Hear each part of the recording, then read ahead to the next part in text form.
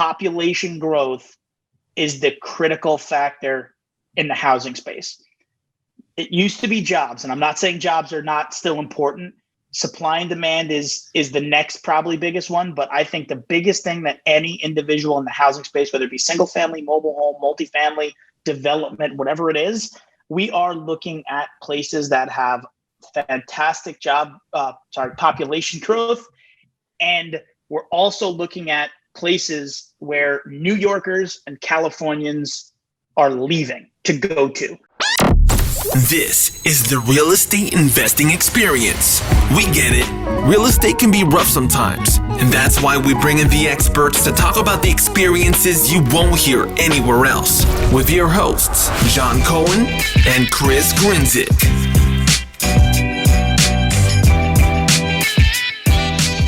What's going on, guys? Welcome back to another episode of the Real Estate Investing Experience. I'm your host, Chris Grenzig. With me, as always, is John Cohen. How's it going, bud? We're hanging in there. We are picking up the pieces. I forgot what it's like to underwrite now that you're gone. So I don't know if the deals just don't make sense or I'm not smart enough to make them work. So that's the battle I've been battling. Just trashing deals. Really don't like the input of the information to spit out a shitty result, right? I get excited. I start putting the information in, and then it tells me you're wrong. You're going to lose your money. So that's been a big bulk of my time, is just underwriting more deals, seeing if I can pencil one out. Yeah, no, it's been interesting. For those that don't follow me or John on social media. I'm in the process of leaving Toro, if not almost fully left. So I'm actually down in Florida now, off on my own. I'm trying to pick up property management for the 16 unit I bought and looking to buy more. So John now doesn't have me alongside him, and probably realizing how much I've made you guys overpay for deals in the past now. Yes. I start looking at models. I'm like, wait a second, what would Chris do? Oh yeah, a couple extra $100,000. Yeah, exactly. But the easy examples. The deal in Jacksonville, right? I mean, it was across the street from the property we own. I mean, I tried every single way. I actually emailed them again today. I said, hey, I can't get it to work. You're at I'm sub $6 million at this point. So, but that was, I think, overpriced. But at the end of the day, it's happening frequently. I just got a deal sent to me in Columbus. I asked him I said, do you know how to do taxes, right? Do you know how to assess taxes? He said, well, we've been underwriting 70% of purchase price in a year two assessment. So I said, we have to get on a call later today because that's not going to work. I said, it's 100% on purchase price when you buy it. They got this deal. It's super interesting. Opportunity zone, 20,000 square foot of retail that can be converted to apartments, not too far from a property we own, but their pricing is about 45% over what the property is worth. And they don't understand the opportunity zone component. They don't understand the taxes. So the deal's got some challenges, but it's still, it's interesting to at least, we're going to dig and see what we can find. Yeah, for sure. No, it's definitely, it's interesting when you talk to people, especially now that I've moved down the unit side into that, 10 to 50 unit space for the next probably 12 to 36 months. Just the amount of people out there that really aren't as knowledgeable or don't have a full idea of what's going on. And then even still, the amount of stuff that I've just picked up over the last 2 or 3 weeks as we've been having contractors in to bid out different things and looking at certain things and, talking to tenants, like it's just little things I would have never picked up because I don't have a construction background or, a property management background or just that hands-on day-to-day. There's so many little things you would never pick up on. And just that other unit we were talking about, I mean, they walked, not to shit talk, but a little bit, walked 20, 30% of units. And, when we were talking about the deal, it was, hey, if you guys don't walk all the units, like it's just a no-go for us. Like we've got to see every single unit within reason, right? Because sometimes tenants change locks or, you can't get in because there's just a 5-year-old kid at home and you don't want to walk into that thing. It's just shocking to me, the amount of people that don't do a ton of work up front and then just buy a deal and think they're going to figure it out. No, it's crazy to me because, I'm in a mastermind with some guys that, a couple of people that are significantly larger than Toro and myself, and some around our size and smaller. But I ask that question all the time, like, how is everybody going about things? And it's the same thing. I don't know how you could buy a multi-million-dollar purchase, if not a $200,000 purchase, without seeing 95% of units, right? Now I know on the bigger deals, like you said, things happen, but if you don't get into every one of those apartments or as much as you possibly can, to just go into that with money 5 days into a due diligence, it doesn't make sense to me. And nothing against them, because I think this is the new norm. I know when we were selling our property in Greenville, that it was in the middle of Corona, and I had multiple brokers saying, like, the new norm to me is 10, 20% of units. I'm like, well, pencils down, right? Because how could I, if it's my own money, I get it, right? No investors, it's your own money. You only can look in the mirror. You don't have to answer to anybody, but I can't physically do anything by not seeing it, because the unknowns. Now listen, you can be pleasantly surprised and every unit can be in great condition. There can be no problems, or your business plan is just shot a month after taking ownership. So it's an interesting thing to see what's going to happen, not only to that deal, but to the market in general, because I'm still checking out every deal, every unit that we buy. It's not just a one-off type thing. So we'll see, but it's interesting. Yeah. I mean, I'll say from my standpoint too, that I even now sometimes feel like we don't do enough for the larger stuff, but it's just impossible because it's too much. Because, even little things that, my dad introduced to me because he came and walked the units with me. But even now that I've taken over and looked at things, like tiny little things you never pick up, but are now costing us money here and there. It's like all the dishwasher, like tubing into the supply lines from the sink are too small and they're like on the ground. So I have one unit that's like had it back up. I forget which way it was, either from the disposal into the dishwasher. So now we've got to send someone out, $55 an hour plus, cost of material. It's not the end of the world, but you have little things like that, they're all like that. So we're going to renovate and replace them and do it right. But in the meantime, you get a couple work orders over the years. That's, a few $100 you didn't account for. Ton of ACs that were replaced, but I would say half of them, there's something wrong with where the filter goes in. Either like something's blocking it. One had wiring running up through the middle of where it's supposed to be. Another one wasn't put in right, where there's like the airflow just doesn't even come in basically. So it's like, little things like that where, on a surface level, if you walk the unit for 3-5 minutes, you look and you go, oh, look, it's a brand new AC unit, or, air handler, and it's put in the last 3 years. But you dig a little bit closer and you realize you can't even fit a filter in. And we had somebody's AC freeze over and they had to come and clean the coils because they didn't have the filter put in because it didn't fit. And that was like, it was an emergency call. So it was the weekend. So it was double rate, but it was like $200. It'd probably normally cost like 80 to 100. But again, that's, $200 right to repairs and maintenance that, on the surface level, you would have never known about. Yep. No, exactly. That's why it's important. The due diligence is key. I mean, it's impossible to be perfect. Things will happen. But at the end of the day, that's one of the biggest things that I think any new investor, whatever they're buying, if they're buying, a multifamily property or a retail office, whatever it is, just understanding all of that, because that stuff adds up, right? Whether it's $55 an hour or $200, whatever it is, the more that happens, it comes out of your pocket at the end of the day, because it's probably something that you budgeted for in some bucket, but that stuff will add up quickly. And a $50 here, $30 there, it doesn't seem like a lot, but over the course of a year and a couple of times a year, it could do some damage, especially on a smaller property where the cash flow, you're working with less money to move money around. On a bigger property, if you have major problems, it's going to mess it up.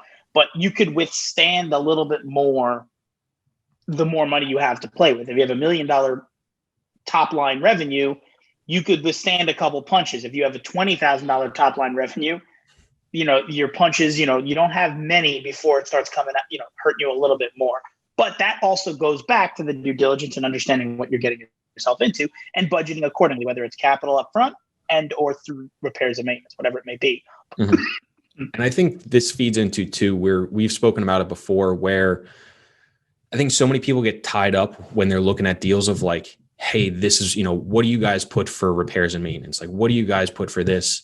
And part of it is like, it's a deal by deal, but it's also, once you kind of take over, you kind of throw your budget a little bit in the trash because you could never spend all the time. If you had 160 units, that those AC things, you would have never spent the time to pick up on it. It's just impossible. You'd be in the units for, 2 weeks, right? Inspecting every little thing.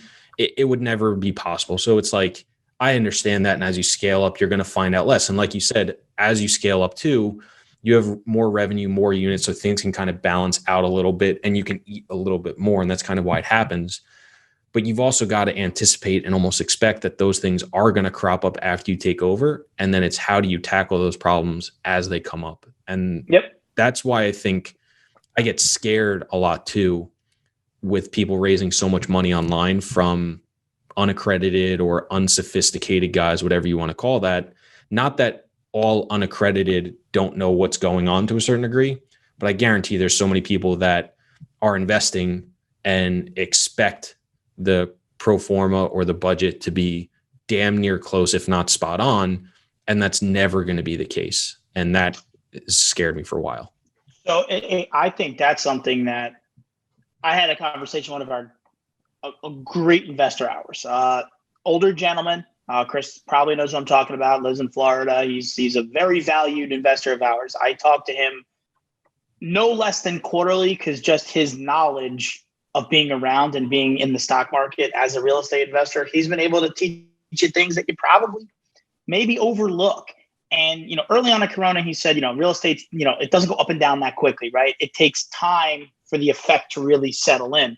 So I said, okay, that makes a ton of sense. But we were going through the budgets the other day, the year end, because we've owned a property for a year. So I sent out an email update. Some people reached out. I was calling him. He said, your NOI, can you explain this a little bit more? So I said, it's a little bit misleading because XYZ. And he completely understood it. And then he just wanted to know, what was the plan to right the ship? Because, Corona slowed down renovations. And if you look at our budget, our expenses were, we had $1,555,000 budgeted for our year one expenses. I think we were $1,047,000. We were off like $3,000, and on the expense side, which is fantastic. The income side was about $200,000 off because we had a higher vacancy and we scaled down our renovations. So he just wanted to understand why that was, and it was Corona related. The bank's been a pain in the ass, but he's an experienced investor. He looks at that and understands that. If that goes out to an average Joe who maybe has experience or maybe doesn't, he looks at that as the wheels are off the bus. What's going on? So the people out there that are raising tons and tons and tons of money, I salute them, right? Congratulations, you're really good at it. And I hope all your deals work. But at the same time, my fear is that they don't have the support staff needed to keep the investors up to date and educated on why a negative number on the financials is not the end of the world. And I think that support staff is so lacking in the business that one thing for 2021 that I made an absolute mission as a staple for Toro, myself, and everything, every single one of our investors, current, past, and future, I have an intention to speak to every single person on a quarterly basis, no less. So yes, we have ex-investors, right? Now, I can't talk to everybody every month, or I would love to, but I've told this to about 7 or 8 people over the last couple of weeks. And I said, listen, I don't think sponsors do enough job, right? It's very easy to have that business and, that's my investor relation guy, but they don't get to speak to the principal as frequently as they probably like to. So one thing I'm doing, whether it's an investor that has $5,000 in a deal or an investor that has $5 million in a deal, I want to make sure that I can at least portray whatever education I have, be it nothing. I just want to make sure that I'm touching base with them and keep them as comfortable as possible, because I think with the pricing and everything that's happened, I think that's going to be lost in the shuffle with a lot of investors and a lot of sponsors. I think it's going to be very easy to say, "Ugh, that deal's not performing well. I don't want to talk to that guy." So I'm trying to.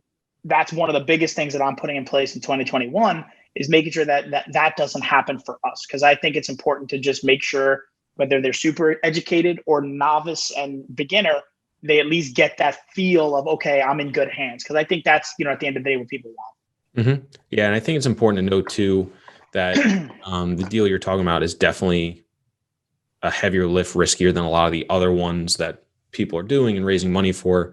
So I think because we always had some of those deals, I think we did a pretty decent job of, educating or at least making people understand the likelihood of that happening going forward. But you're right. I mean, some guy that's been doing real estate for 30, 40 years, he's going to know to expect that, especially the type of project he's getting into.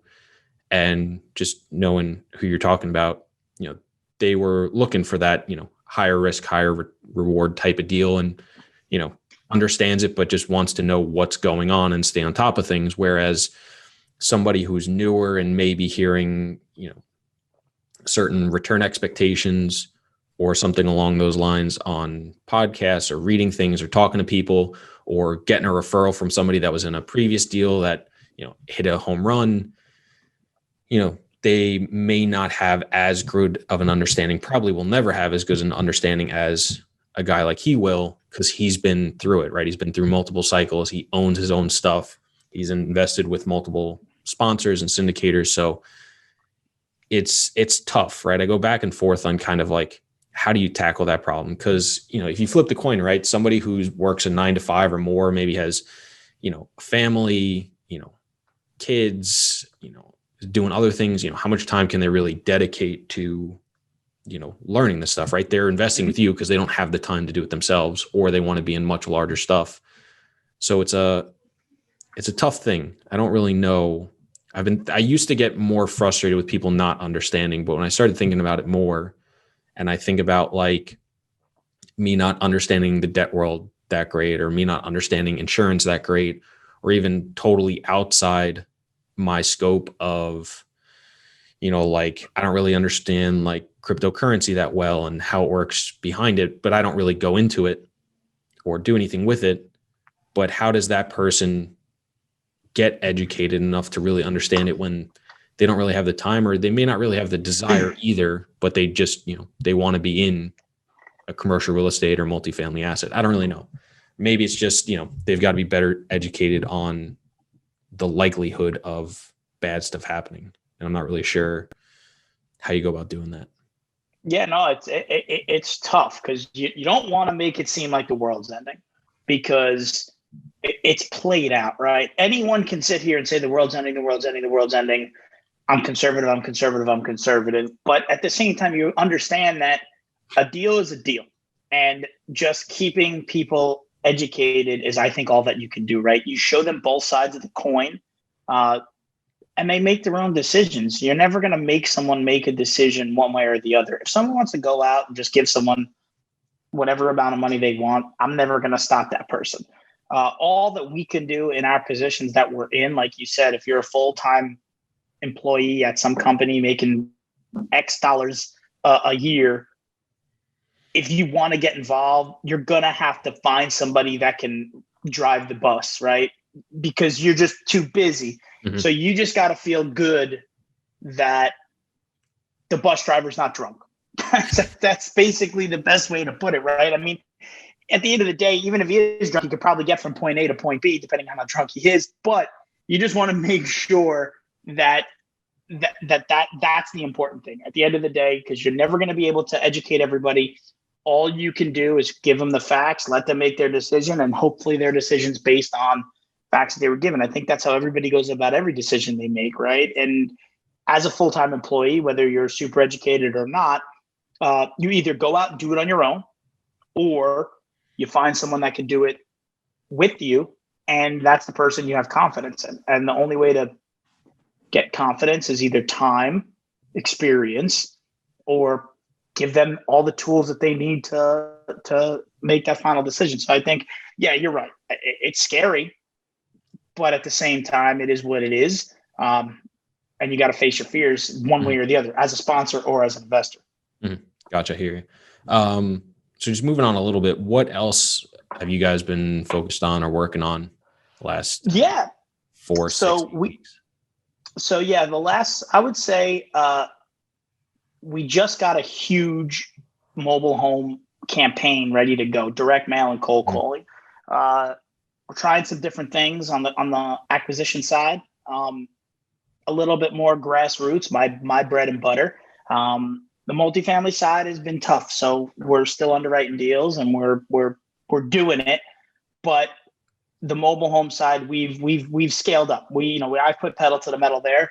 So we are no less than 550 calls a week, direct contacts to owners. We're getting out. We're trying to shoot for 3,000 mailers in addition to the calls. We're going to put pedal to the metal for the next 6 months, hopefully scale 3,000 to 10,000.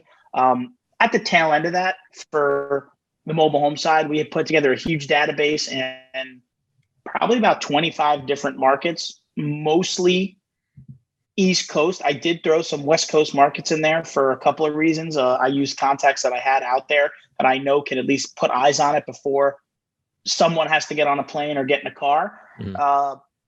But I took the approach that this is my, if someone listens to this and they love it, one thing to keep in mind, this is the one thing I would focus on.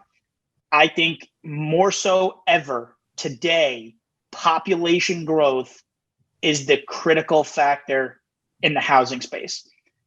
It used to be jobs, and I'm not saying jobs are not still important.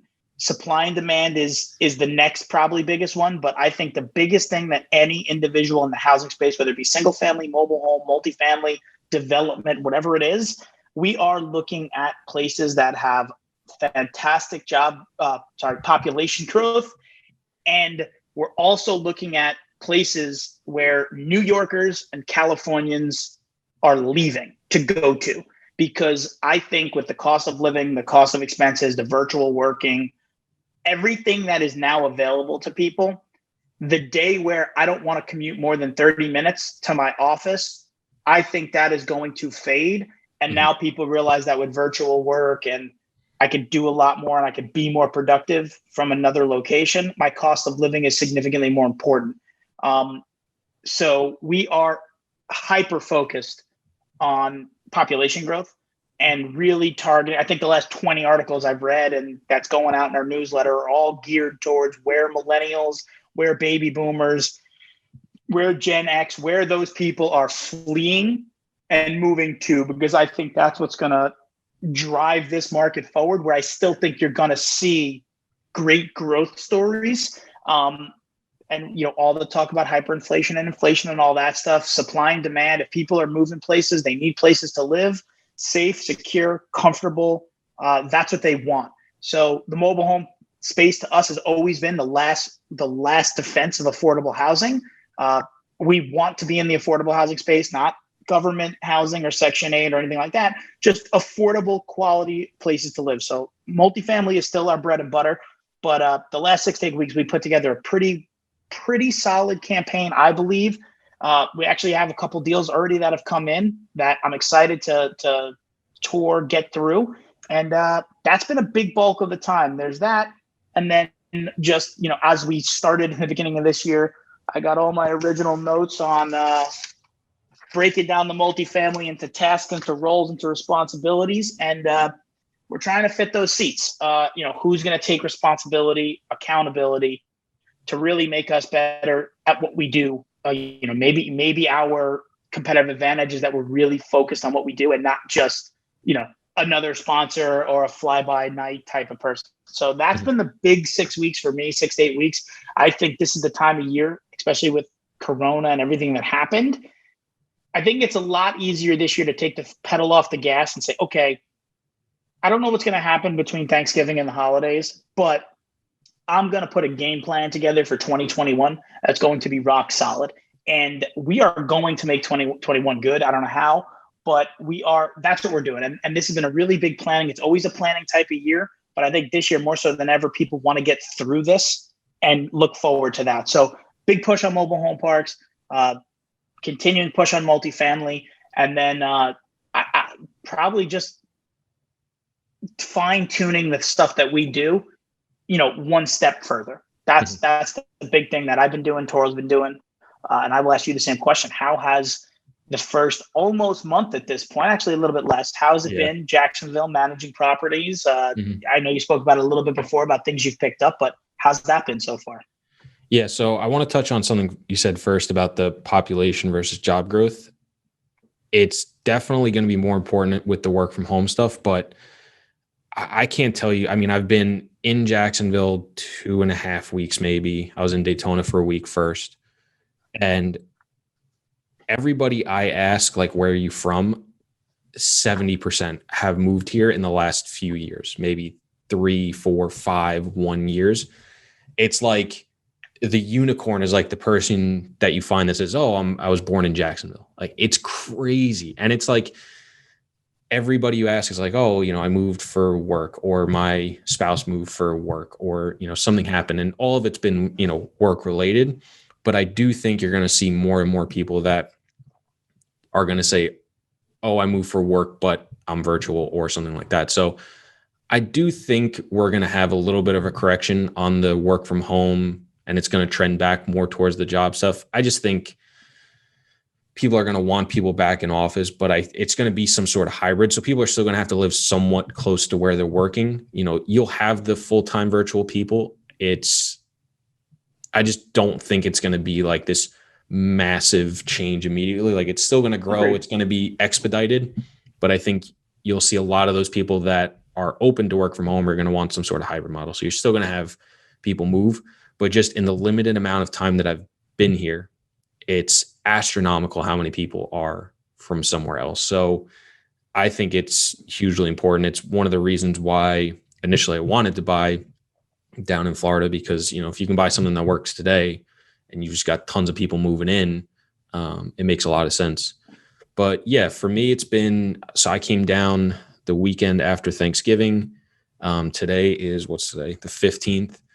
So it's been like, I don't know, 20 days or so. And it's just been, it's been interesting. It's been a big learning curve, trying to learn the property management software, trying to get everything set up, talking with tenants, getting rent collected.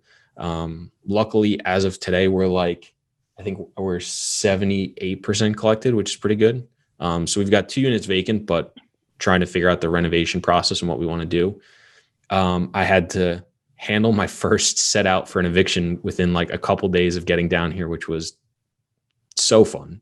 And it was like last minute too, because it was taken over from the prior owner, and I thought it was going to be the following day. So I got an email late one night. I didn't read it to the following morning. It said the set out will be tomorrow at 1. So I left all the keys down in Daytona because I only needed one set to show a vacant. Drove up there. I had to pick up the set of keys from the old management company because somebody moved out and dropped it off with them because I wasn't there. I was in Daytona. And I walk in, they're like, oh, you're all set for the set out this afternoon. I was like, no. And they're like, I was like, it's tomorrow, right? And they're like, no, it's today. I was like, oh crap. So I had to scramble to find a locksmith to change the locks, let them out. They were there, so I had to communicate with them. I let them back in to get some stuff out, but they left so much crap in there. So now I'm going to have to trash that unit. But yeah, it's just been a lot of time trying to meet with different contractors and vendors to get started on the capital things we want to do. And I'm trying to talk to a lot of different ones just to like pick their brain and try to pick up things that I may not have known before, where it was, for us, it was always with the third party management. It's like, hey, here's the high level goal. And maybe we drop down into like some of the nitty gritty stuff, but it's still kind of high level. Maybe we talk about design or things like that, or, you have conversations a little bit about different ideas, but you kind of let them, use their experience to pick out materials and, what, types of things you're going to do, and actually getting the bids and, picking out the scope of work and making sure the things you want done are getting done. So for me, it was talking to a lot of different people, getting referrals from people I know there and just talking to them, picking their brains, stuff like that. The two biggest things I'm trying to decide on right now is we want to paint the exterior because a lot of the paint is chipping and old. Half of the exterior is wood, half the exterior is just like your brick facade. And I've had some people suggest painting the brick white along with the wood, which is already white, and doing like a more modern contemporary look. But I have some people saying, don't paint the brick. It's just a dumb idea and it'll be a maintenance headache every 3, 5, 7 years. Some people saying it's not a big deal, but once you commit to it, you got to commit to it. So going back and forth between that. And then the other thing too is inside the units, want to make it nice and, really try to push rents, not unsimilar to what we're doing at Park at Blanding around the corner. But these have the original cabinets, which are solid wood. So it's debating whether to try to keep those, but they're kind of a nuisance because they're fitted for a 24-inch stove versus a 30. So you've kind of jiggle stuff around. And then all the cabinet doors are all different widths. So some of them are not standard, some of them are standard. So it's just like, by the time you kind of figure all this stuff out, is it not just cheaper to rip them out and throw in brand new cabinets, and do they look nicer? But obviously, if you've got solid wood cabinets, which nobody builds anymore, they've lasted 55 years with, minimal damage. Do you really want to scrap those? So those are some of the biggest things I've been working on. And then kind of as things settle down a little bit, right? Because 16 units isn't going to take up 40, 50 hours of, my week, looking for new properties to buy. And then I'm also looking to do some wholesaling stuff. So I actually bought Zach Booth's course, who we had on the podcast. Going to do some driving for dollar stuff. Already started driving, and it's kind of weird. You don't realize how many, not like totally distressed stuff, but dirty, broken, poor landscaping, poor upkeep houses there are until you really start driving around and looking for them specifically. So I think I've driven 4 or 5 times. I think I've got 400 something leads put into the system already. So then, next week or starting in January, we'll start, mailing or cold calling, or, people do ringless voicemail now and texting and stuff. So going to start playing around with that. So that's kind of the idea for now. That's awesome. I think 2 things to touch on quickly. Another thing that we're looking at are tax advantage states like a Tennessee, like a Florida, like a Texas, a Nevada. I think those are all areas of where people will find themselves more too because of the taxes.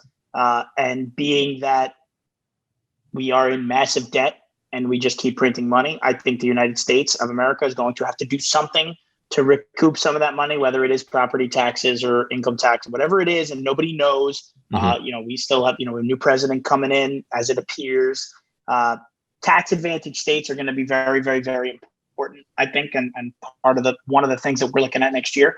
And then I think with all the work from home, I agree with Chris. It's not a turn the water off, turn the water on, and everyone's working from home now. I think more so than ever, from an employee-employer relationship, personality types are going to be extremely important, because anytime you work from home, you're going to have some type of motivation. Whereas you're not under, even if your boss is virtual and there is an office where people go, personality types are going to be important. So as an investor, I think understanding who you have doing tasks for you, whether it's a virtual assistant or someone screwing in light bulbs, I just think understanding personality types, it's always been important. But I think now with the, people are moving and leaving and going all over the place, I think it's something that you definitely want to understand. Obviously, you can't ask your contractor to take a personality test, although might as well give it a shot. I just think understanding, whether someone's doing work for you, why are they doing this? What is the purpose of this? Is this just a means to an end, or are they the person that you want on your team? So I think those are 2 things that are going to be interesting to see how they play out, just given everything that's happened, everything that's changed. But that's those are just 2 more cents that I think are important for anybody out there. And now I will ask you the question.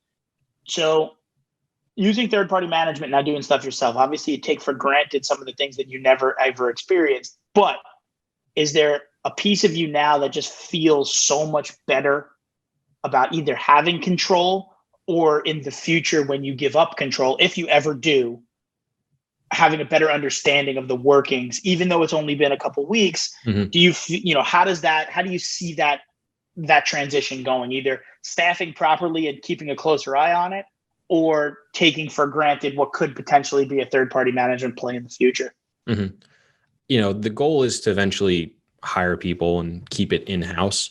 I would love to get to 50 to 100 units in the next 12 months so I can hire one or two of those people quicker, because I'm driving every day to it's meeting with contractors right now, but driving every day to the property, talking with tenants. I don't want to be doing that. That's not the high paying jobs that I should be doing, but it's good in the interim. And two, a 16 unit property just doesn't bring in enough money to support staff. So, kind of by, just how it works, I'm going to have to do it for the short term, and it's good. I want to.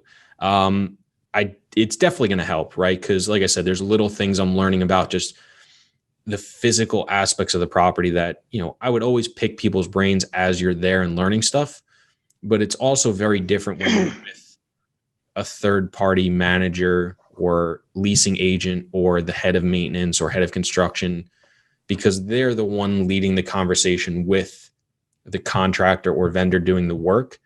And sometimes they talk about things that I don't pick up, but they just move past it and keep going. So there wasn't really an opportunity to stop them and have that conversation, where now it's just me.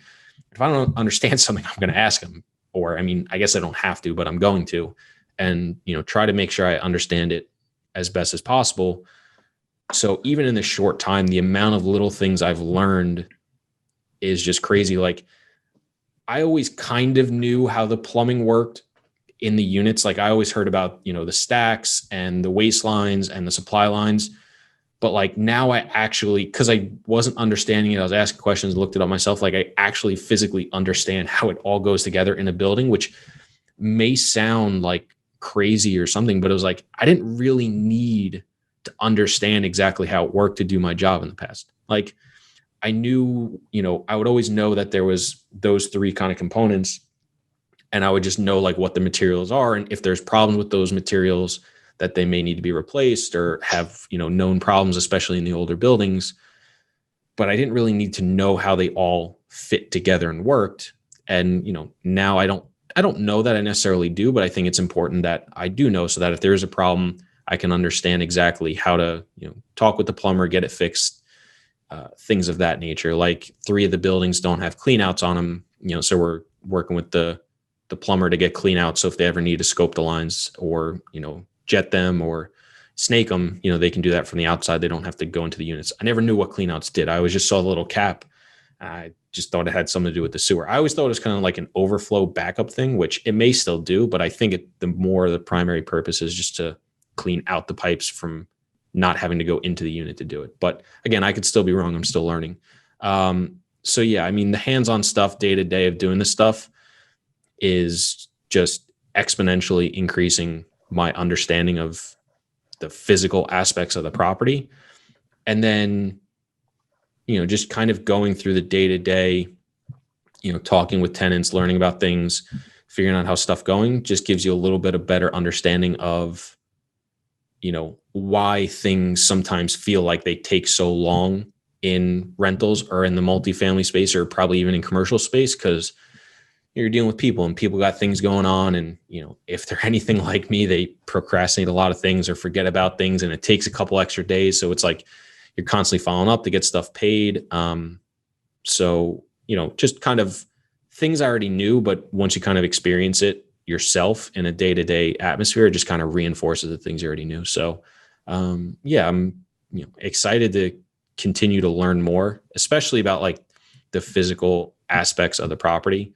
Because that's always a hole I've had in my knowledge, and it's impacted some of the things that we could do. But it's also like little things I think I'm going to pick up on over time, just as you talk to more people and gain more experience, and kind of get your hands in the weeds and do stuff that is only going to help. And 100%. Even if you've done it for a little bit too, if we ever do go third party, well, I think we were talking with, I think it was David Grabner, I think, where he said like, you should be able to renovate and lease up a unit in, I think he said like 2 or 3 weeks. And he said, I know if somebody tells me it's going to take 4 or 5 weeks, I know that's wrong because I've done it and I know it's possible. So it's that type of thing where if you've done it, you can kind of fact check people as you tell it because, you've done it for at least a little bit, if not, a few years or several years. Yeah, maybe you don't have the, 10, 15, 20 years experience that they do, but you can kind of call bullshit on somebody if they're telling you something that's just clearly not true. Absolutely. So I think that all of that's going to be super helpful.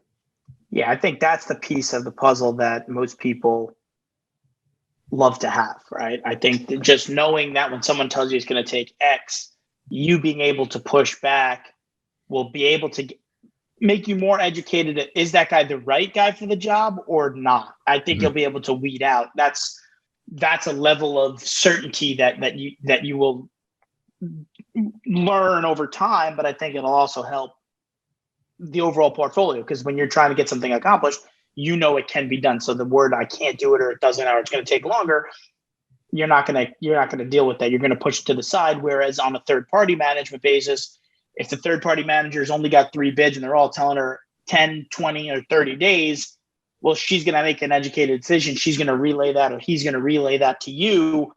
You can push back, but at some point there's still the game of telephone, right? You're going to say, I know it could get done in 10 days. They're going to say, well, no, the lowest I got is 10, but he's the highest. Mm-hmm. So at least you don't have that middleman today, right? As you hire, that middleman becomes someone that you're going to hire the right person. So there's that level that you're going to take out. So I think it's an awesome thing that you're doing. And as it's something that I've personally believed, right? I don't think you could just automate and plug and play from day one. I think you got to go through the damage. May it only be 2 weeks or dealing with one tenant. I still think people should go through the motions as if they've done it on their own, right? Either as a broker talking to tenants, dealing with management companies, or as an owner operator, however it is. I think going through the motions is important, no matter what you're doing. So I think that's awesome. As I said, from the day you told us what you were doing, I gave you a ton of credit. I think it's the smartest thing in the world to do. So I think that's going to be awesome to see how that unfolds over the next X amount of time, whether it's 12 months, 24 months, or 6 months, whenever you can acquire more deals, hire your first full-time person or part-time person, whatever it is. Yeah.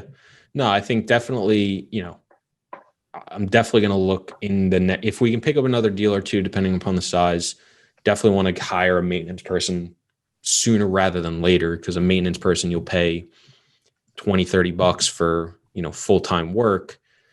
Right now we're paying for, like I said, that $55 an hour. It may or may not work out because, we're talking about, I've had maybe 4 work orders since I've been here. And one I didn't pull out of him, but it was like, I was, just collecting rent. I said, like, is there any problem? He's like, well, it's not really a problem. I was like, well, just tell me what it is. And it was that dishwasher thing. So, I'm sure there's other little things that could be done that people need. So it may be the type of thing where it might be a little bit premature. It may not, because if you don't have, 40 hours worth of work or even, 30, you may be overpaying. So we'll see how it goes, because the leasing stuff, I don't think is going to be, that stuff I can do, right? I could probably go in and fix a toilet, but it's going to, it would take me way longer to figure it out. And my time's worth more than that to go figure it out. And we have money budgeted for it for, repairs and maintenance and, CapEx below the line and reserves and stuff like that it doesn't make sense. But, leasing and stuff, that's easy, right? You show enough people. And if you can't rent, you just got to lower your rent or, do better, right? It's not that hard. It's, kind of a market thing. So, I think that'll probably be the first one to look at, but, you've got to have enough scale. The other thing that I'm going to have to learn and figure out is obviously the offsite management. You've got to figure out like systems and processes to optimize your time, because it's very easy. I could see right now if I had, 16 units here and, another one up in that, properties all scattered, it could be very easy to be running around and wasting a lot of time. So that's going to be something that I'm going to have to learn and figure out. And if we do hire somebody or when we hire somebody, figuring that out as well, like, hey, only these times or only that times, going here, going there. That's definitely going to be a challenge in the future as well. Oh, that's awesome. I think that's a really good thing for people to realize, right? People talk about the economies of scale of multifamily, but you can quickly torch economies of scale if you're all over the place and you don't have a system to manage it. So it takes your economies of scale and just throws it right in the garbage. Like you said, if you're leasing an apartment up here and you own a property and then you got to make an appointment down there, you're spending time going back and forth. If you have other things to do, emails to answer, calls to make, you may be restricted on setting that schedule up. So I think understanding like time blocking and a system that you could put in place to say, okay, I'm going to be on the north side in the morning, I'm on the south side. As you grow, I think that's going to be a very interesting thing to see how that builds out. Because I think people take it for granted, especially on the third-party management side. You don't realize it, or they have different staff all over the place. So I think it's smart that you're aware of it, and building out that system, I think, will help you as your second property comes in, your third property comes in, your wholesale deals come together and stuff like that. So that's going to be exciting to see. You're already thinking about it when people may not even give it any thought. Mm-hmm. Well, it's funny because I thought about it early on. Even when I was looking for an apartment, I was looking at this area called Riverside, which is like just south of downtown, and downtown's pretty central in Jacksonville. Or I was looking at like Jacksonville Beach, and I was kind of leaning towards the beaches just from like a lifestyle thing. But to get from Jacksonville Beach to the property we just bought is like 45 minutes. And from where I'm living is like 18, 20. And then, so I decided up in Riverside because it was more centrally located to everything. And then when I was looking at office space too, I was looking at one down by the property, but that's like the southwest corner of Jacksonville. So it's kind of like not in the middle. And I was going to rent something down there because it was a little bit cheaper.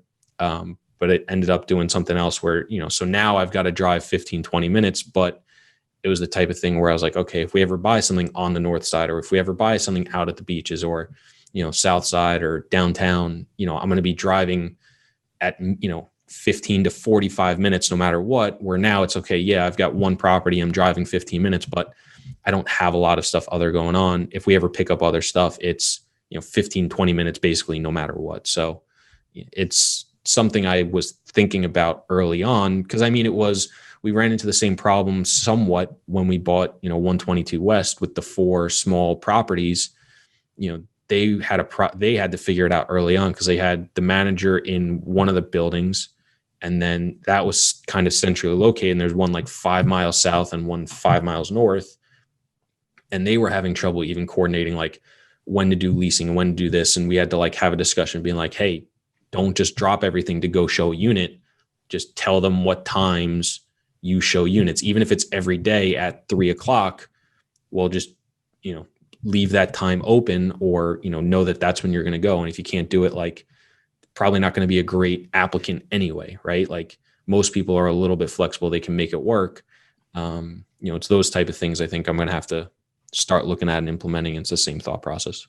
Exactly. And you could always add a day that's sort of like a question mark day, right? Or an ad hoc day where it's like, okay, I normally show, if you vary your schedule and just leave a little bit of flexibility, you should be able to accomplish it. But at the same time, I agree with that. If you can't make time for that, now listen, if they say, oh, I'm a nurse and I work 8 days a week or 8 hours a day and it's always at 3:00, or I could show on Saturday.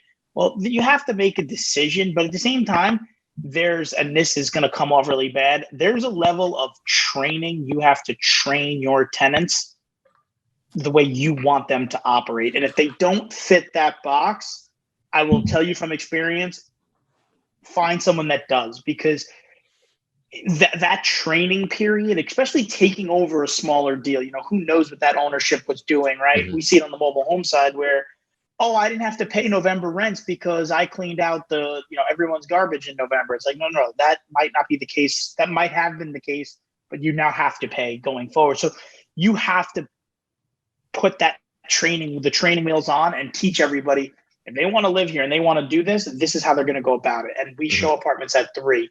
But I think that's something that gets lost sometimes, because I think as a business owner, people always try and satisfy the customer. And I'm not saying you should not satisfy your customer, but you also have to train people that these are the rules. And if you do that, you will inevitably be satisfying your customers, but you'll also be satisfying yourself. And at the end of the day, you got to be able to go to bed at night being happy, because you don't want to work for your tenants. You want your tenants to work for you. So I think that's important to understand that, and understanding your market, your locations, your travel time, and what it's going to take to fill your properties and stuff like that is important. I think inevitably, those are decisions that I'll make. And being where you live right now, in a year, if you get to the place that you want to be, you may be able to move to the beaches because you don't own a house, you are renting. So you have the flexibility of not being tied to one location. Well, I think I'm going to seriously, think about it going forward. But when my lease is up next year, I may look to house hack, just because, we've talked about it so many times. Oh, wow. But no friends this time. Or maybe who knows? Exactly. Yeah. Well, in the past, it was always, in New York, I always worried about like you rent to people who don't pay, or, it's just such a high cost. And I didn't think it would make sense. Here, it's like, all right, I'm already managing. I might as well just do it. Right. Like in the past, it was, I didn't want to manage property, where now it's like, all right, I'm already in the mold. Might as well do it. Hopefully by that time, I can have somebody, on the leasing staff where I'm not doing the day to day. And it's just like just another tenant or something like that. But I think it just makes so much sense, because you can buy, if you bought a quad for $100 a door, which can be somewhat high in that area, 400,000, 5% down. What is that? 20,000. Tough to buy 4 units with $20,000 down anywhere. So, and a mortgage payment. Yeah. A mortgage payment on $400,000 is not a lot of money. No. And I think, I was talking with somebody where I think there's like types of loans where you can like roll up the renovations and stuff like that into it. So, again, it's stuff you can already afford.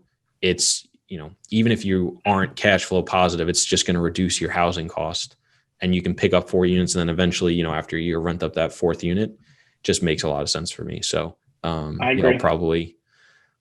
I don't know. We'll see. I may still enjoy the anonymity and, place to go where you don't have to worry about people. But we'll see what happens. But I think you get the 4 unit, you take a unit, you house hack, which I love. And then you Airbnb arbitrage your apartment and you wholesale, you take all the strategies and you throw it in one. Into just one single property, just arbitrage the couch. Or I sleep on I'll pull who did that? What's his name? I know his handle. It's the Phi guy. I can't. Yes. Bigger Pockets. Yes. Shit. Fuck. He's going to kill me. Drawing a blank. Yes, he is. Daniel? No. I'm going to cheat. Yeah, cheat. But yeah, he was living on his couch and Airbnb-ing the other units, and then Airbnb-ing his bedroom that he was living in the unit, which is just crazy to me, because I could never do that. I don't need the building that bad that I'm going to live on a couch for 12 months. But power to Craig. That was it. Yes. Craig. Yep. What's his last name? I'm going to butcher this, but Curelop, Curelop. Yes. Craig Curelop. Yeah, that's it. Yes. I think he was on. I'm definitely not doing that. Yeah, for anybody that didn't listen, I think he had a duplex or a triplex. He did did he do 12-month leases on the other units, and then he was Airbnb-ing his bedroom, and he was living on a couch, and just not for me. He took it to the next level, and I pat him on the back. I probably could have done it at 18, 19, 20 years old, but not me. If you have any bit of if you want any bit of life, it's definitely probably not the easiest thing in the world to do. Your privacy, but financial future, it could be the best stepping stone. But no, I think house hacking makes a ton of sense. I think the way I would definitely go about, I don't know if I could live in the same under one roof and split up the rooms. That's a little bit harder. Mm-hmm. I think a duplex, a 4 unit, something like that is down the fairway for me. Something I regret. I wish I could have done. I tried, and I was getting kicked in the face, punched, kicked. Everyone that I knew said it was stupid. So just get your wife on board. I think it's smart. Yeah. I the other day I put a podcast in front of her. You would have thought that I poured gasoline on her. I had a match getting ready to I was like, I want you to listen to this one podcast. And she said, I have no fucking interest. I was like, don't listen to the podcast. Yeah, good for her. But We'll see. The baby comes in my office. She breaks in the door. I would turn my computer. I have it barricaded with boxes and water. There's a ton of Christmas presents in here now, but she comes like flying in the door and like shoulders it. So I put her, like, she sits on my lap and she watches. I put YouTube videos on so she could. It goes into her head what we're doing, and then she wants to watch Elmo. So it shows it ain't working too well. There's no Elmo buys real estate for her to watch. Idea. I'm going to create it if it's not Elmo though, because I'd probably get. Yeah, I don't think you can do that. But all right, this was fun. I think it's a good place to wrap up. But thank you guys so much for listening to the episode of the podcast. If you're not already subscribed, I don't know what you're doing, but please do so. And if you are, please send it to someone that you think would get a ton of value from this episode. This was fun.